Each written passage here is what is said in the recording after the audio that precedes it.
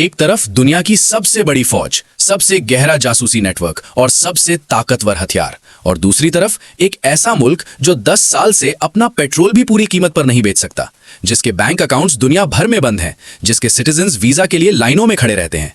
लेकिन जब भी ये दो ताकतें सीधी टकराती हैं तो आखिर में अमेरिका ही खाली हाथ लौटता है। क्यों? यही वो सवाल है जो 7 दशकों से पेंटागन के जहनों को परेशान कर रहा है। नाजरीन, आज हम इस राज की तह तक जाएंगे। ये कहानी 2026 की जंग से शुरू नहीं होती।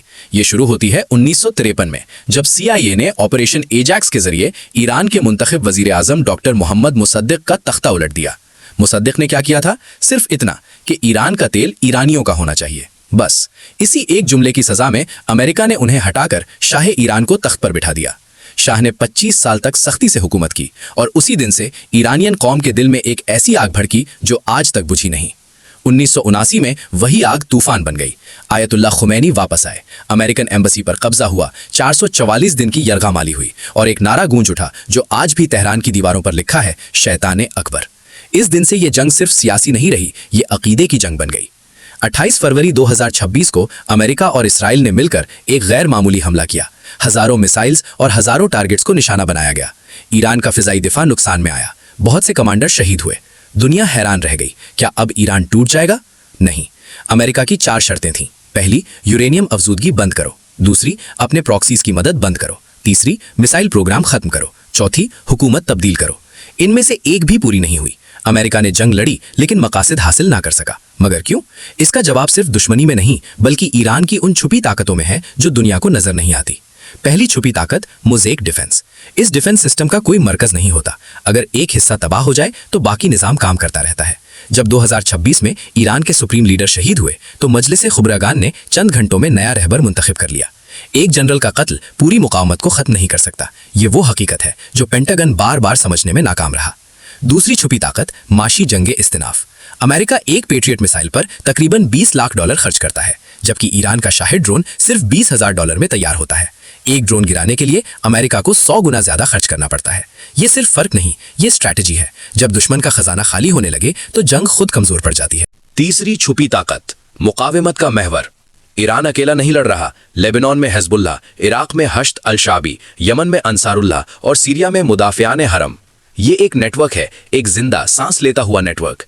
एक जगह दबाव, दूसरी जगह से प्रेशर आता है। ये चेस का खेल नहीं, ये ऑक्टोपस जैसा निजाम है। चौथी छुपी ताकत, वो हथियार जो अभी तक सामने नहीं आए।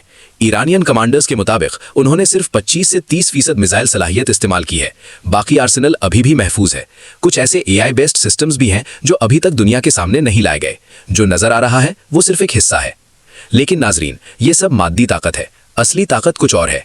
ईरान की शिया सकाफत में मुकावेमत सिर्फ एक लफ्ज नहीं, ये जिंदगी का उसूल है। करबला का वाकया हर बच्चा बचपन से सुनता है।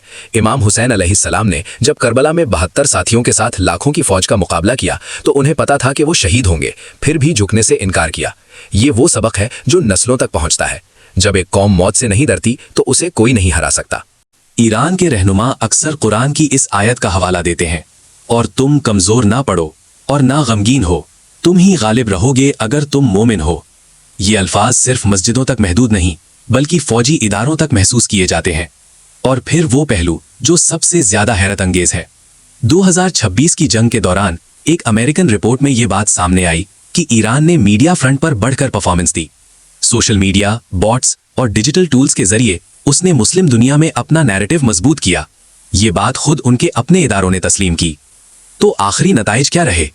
अमेरिका ने कुछ टैक्टिकल कामयाबियां जरूर हासिल की, कुछ अड्डे तबाह हुए, कुछ कमांडर्स शहीद हुए, लेकिन ईरान की हुकूमत बरकरार रही। न्यूक्लियर प्रोग्राम जारी रहा, मिसाइल सिस्टम भी मौजूद रहा, और आज भी खलीज फार्स में सूरत हाल पर ईरान का असर बरकरार है। ईरान जख्मी जरूर है, लेकिन शिकस्त खोरदा नहीं। तो फिर सवाल वही है, अमेरिका के पास सब कुछ था, फिर भी वो अपने मकसद क्यों हासिल न कर सका?